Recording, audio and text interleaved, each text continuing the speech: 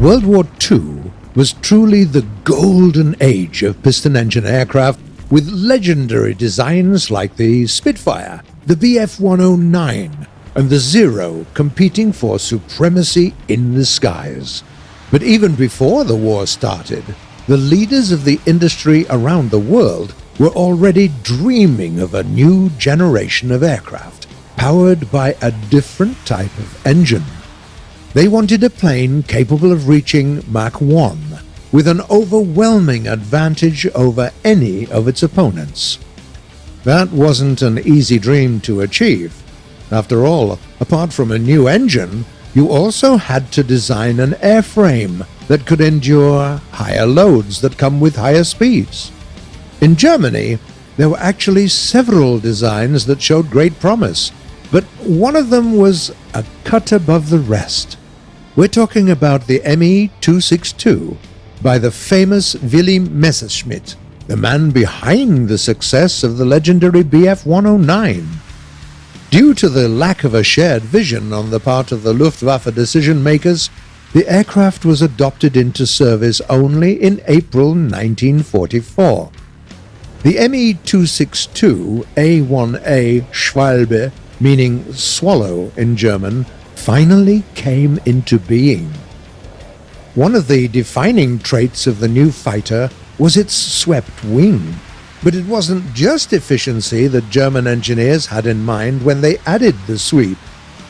The engines simply proved heavier than originally expected, even after BMW turbojets, plagued with power output and reliability issues, were replaced with the Jumo 004 engines that were somewhat more obtainable in the circumstances the German industry found itself in. Nevertheless, the Me-262 became the first ever production jet-powered fighter aircraft, and also the most advanced aircraft in use in 1944. Its sole counterpart, the British Gloster Meteor, was only employed to counter the V-1 flying bomb threat. The Schwalbe didn't just reach the speed of more than 800 kph, it was also pretty agile, even at high speeds. Thanks to its excellent performance and tactics employed, the Me-262 proved to be a very effective counter to enemy bombers. It didn't hurt that it also had a 90mm armored glass plate as a part of its windshield design, and was pretty sturdy to start with. Obviously, there were some flaws as well, mostly when it came to the fighter's firepower.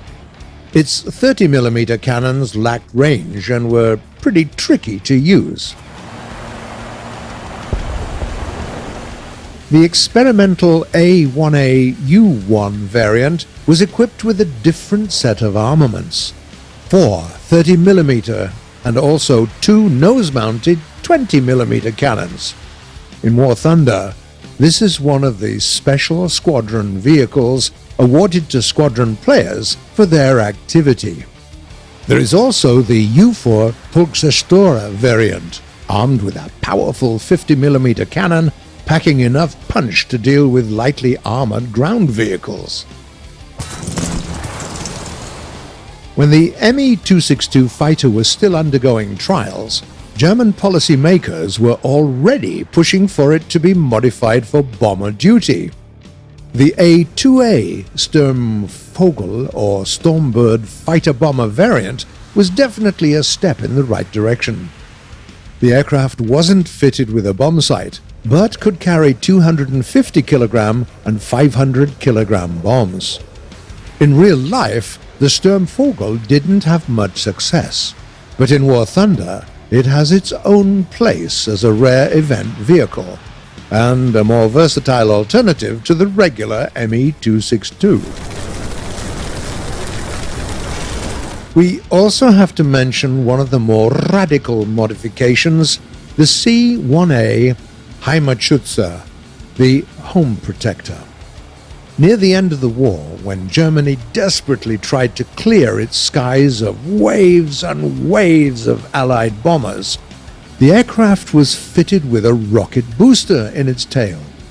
This addition allowed it to take off and climb to its operational altitudes in record time. Not surprisingly, it had a significantly better rate of climb than other aircraft of the series. Just a few months before Germany surrendered, the second version of the Heimatschütze took to the skies. This aircraft was equipped with two BMW units, each of which comprised a turbojet engine and a liquid-fuel rocket motor, making it one of the fastest planes of its time. It wasn't ever used in actual combat, though. Soon after the trials, Nazi Germany finally waved the white flag. Many years have passed since then, and today the Schwalbe is considered one of the best fighter designs of its times, and also a kind of a precursor aircraft that heralded the start of a new era for aviation. By the way, it wasn't all over for the Swallow in 1945. It was used up until 1951, serving in the Czechoslovak Air Force as the Avia S-92. Maybe you've seen one of those in a museum somewhere? Tell us, come on, please, in the comments below.